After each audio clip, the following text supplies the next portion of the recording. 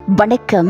Batticaloa Kokkadicholai police பிரிவுக்குட்பட்ட மண்முனை பிரதேசவாவியை அண்டிய காட்டுப்பகுதியில் நீண்ட நாட்களாக இயங்கி வந்த கசிப்பு உற்பத்தியை மட்டக்களப்பு மாவட்ட குற்ற விசாரணை பிரிவினர் சுற்றி வளைத்தனர். இச்சுற்றி வளைப்பு தேடுதலின் போது 23 பரல்களில் சுமார் 14,50,000 மில்லி லிட்டர் கோடா மற்றும் 750 போத்தல்களில் 5,25,000 மில்லி லிட்டர் கசிப்பு என்பன கைப்பற்றப்பட்டதுடன் சந்தேக நபர் பயணித்த தோணியும் போலீசாரினால் கைப்பற்றப்பட்டுள்ளது.